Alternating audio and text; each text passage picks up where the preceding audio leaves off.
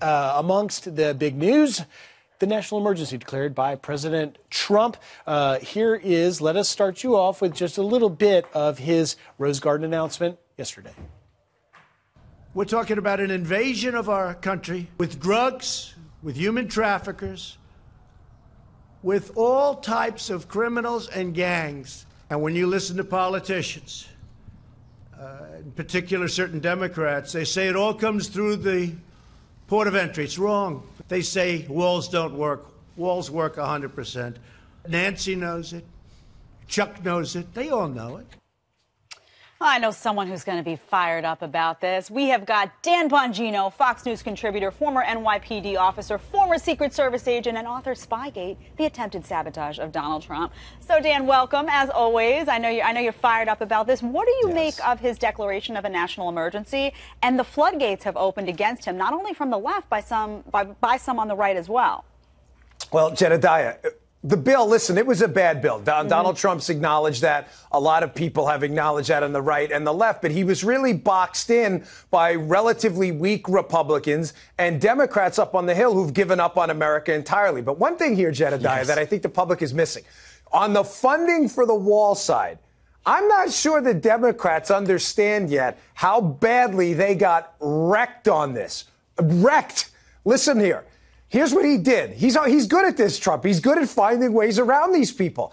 He did this thing with the funding on the border where he did the funding sequentially, meaning by the time he gets to the national emergency funding, by the time he even gets there, doing it sequentially, he will already have spent money from the Treasury Forfeiture Fund, $600 million, perfectly legally obtained legislatively, and also money from the military construction budget, the MILCON budget, also obtained perfectly legally. United States Code, 9705 and 284. Now, the sequential part matters. Because by the time he gets to the $3 billion plus there, the wall's already being built. Again, I don't think the Democrats understand how badly they got owned on this thing on the funding side. Yeah, they don't agree with you, Dan. I hate to let me just put up a few quotes from many of the Democrat presidential hopefuls on this national emergency. Elizabeth Warren calling it a temper tantrum. Kirsten Gillibrand calling it an outrageous abuse of power. Bernie Sanders unlawful. Julian Castro a constitutional crisis. Dan, I do want to know this because you're a lover of the Constitution. You believe in fidelity to that document. Is the president within his powers on this declaration? To declare a national emergency according to the 1976 National Emergencies Act, the answer is yes, of course. Congress delegated the power to the president, Pete, to do that. Now, the question isn't on the declaration is perfectly legal according to the law. I don't think even the most ardent radical leftists would dispute that. The question is going to be on the funding side. Is the moving around of funds going to be held up in court? But, Pete, as I just said to you, President Trump outfoxed these guys again, because by the time they get to that funding, they have to spend the $1.375 billion allocated according to the bill, the $600 million from the Treasury funds, perfectly legal, and the other $2 billion from the other funds, again from the military construction budget. So there's no doubt about that. He outfoxed them again. I'm sure of it. I want to start with you because, to be clear, the White House laid out these various pots of money that they're looking to for the wall. There's the $1.375 billion from this deal, which has a lot of handcuffs on it.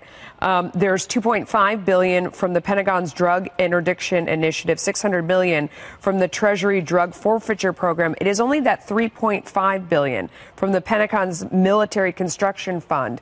That's the only piece of this, up to 8, I think is the total. That's the only piece that comes from declaring this national emergency. Was it necessary? Well, they were putting this all together for the last 3 months. They didn't know what was going to happen, but you have to understand one thing. The president's not just trying to fulfill a campaign promise. He actually believes it is an emergency. You could put sodium pentothal, give him that. He'd say the same thing. Put him a lie detector test. It would come out the same way. So he thoroughly believes it. And he deals with law enforcement in coming to that conclusion. If you've seen the quotes over the last and the sound bites over the last few days, is these people are saying they don't care about politics. They're saying we need help. We don't have enough money and we don't got to get people for Border Patrol. We need the barrier. It absolutely is effective. And the reason why more drug comes through the ports is because that's where they have the most sensors and monitors. That's why they're picking up most of it. So to me, there's been 58 times this has been used for probably presidents since Jimmy Carter.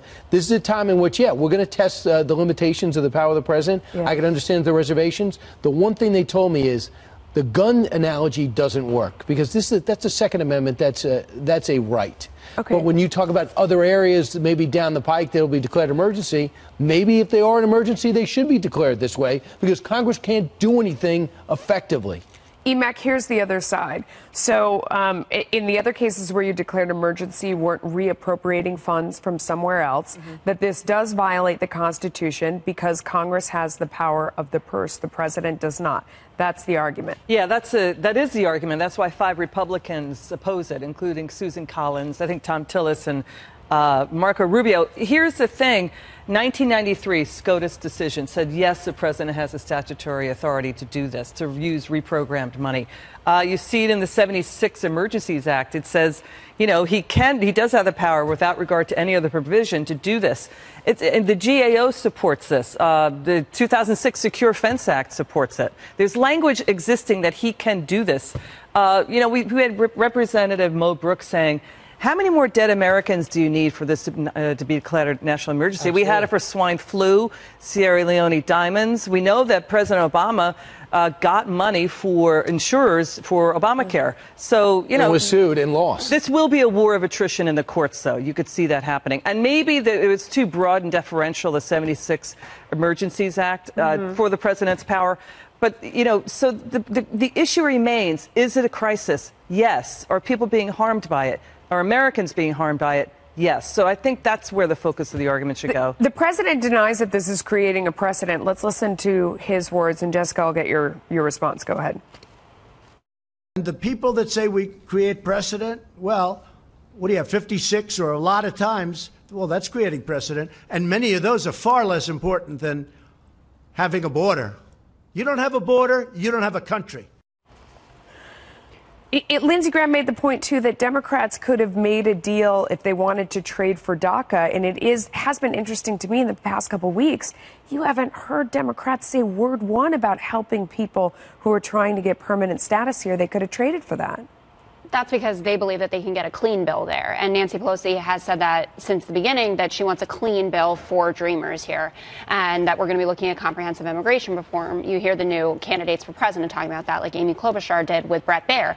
I think there's a distinction to be made here between an emergency and having a wall. And there are border agents and people who work down there who certainly say that a border wall would help us. There are also people like Congressman Will Hurd, who represents 42% of the space there, who says we don't need a wall.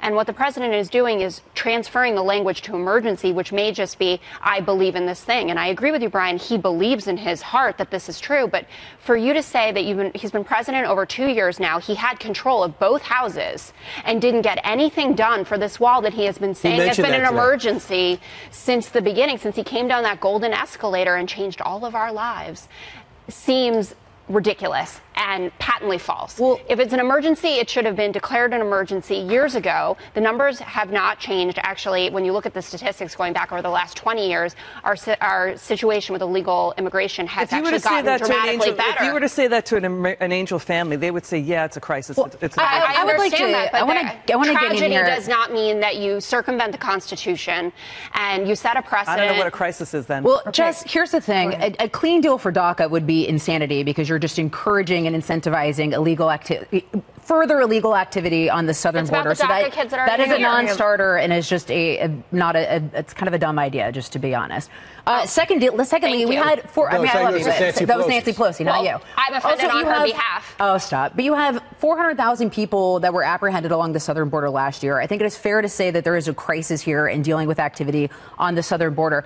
I worry for the president from a political standpoint because I think that he actually is on solid footing when he talks about law and order. And I think the conversation around immigration over the past few weeks has been illuminating in the sense that you've had Democrats just embrace lawlessness. You have Democrats that brought illegal immigrants to the State of the Union. You have Democrats like Senator Bob Menendez saying that it is not criminal to cross the border undocumented. Of Of course it is. You have Democrats that wanted to get rid or reduce the numbers of detention beds, forcing ICE to release criminal aliens in this country and not be able to apprehend them. So Democrats have embraced lawlessness in this country, and that's a strong argument for President Trump. But now the focus is going to be on the wall, as opposed to him being able to strongly make that argument and make it clear. Brian, let me ask you, because Andy McCarthy was on a short time ago making the point that, President Obama, when he was looking for the money to put on the pallets to give to the Iranians, he actually pulled $1.7 billion from the Judgment Fund, and that there were quieter ways to go around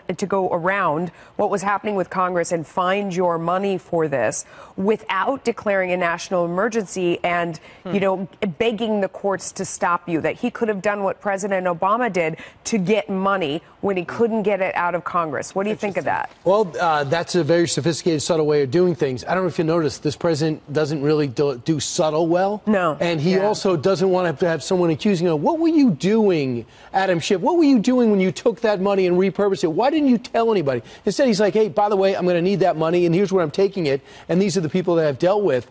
I would say this. All they had to do was be more reasonable in the negotiation, and there wouldn't be any need for this. But to give them 1.3 and to have all these tags to it, can't do it in Roma, can't put it in Rio Grande City. The census, they couldn't go into Salino, Texas. They got to deal with the individual mayors. You can't put a fence near the National Butterfly Park, the Lolomita Historical Park. He's looking at this, goes, it only can go in one direction, one way, and I got to get permission from all these mayors. So this is not a legitimate negotiation. Don't you think that that's what Democrats wanted, though? They were antagonizing him into making this move so that it could be challenged. Do you think they were thinking that far ahead? But doesn't it also matter what that means? And Republicans created this as well, that you have three co-equal branches of government. This president is not a despot. He's not an autocrat. He has to work with Congress. That's why we send these people to Washington to act as a check on him. So that's what he gets. Well, what happens is part of the negotiation is saying, okay, is that what you're going to do? This is what I'm going to do.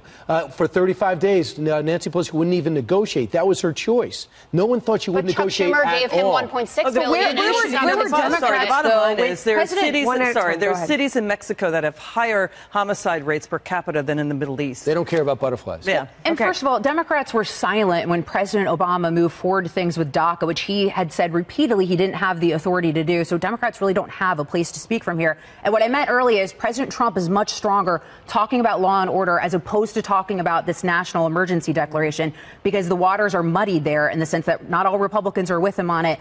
Independents might not be, and Democrats surely aren't. So. And ironically, when the president was a private citizen, he tweeted how President Obama had overstepped his authority there with the executive order. So now he probably There's always a tweet. How for everything. Well, yeah, for everything. Don't go look.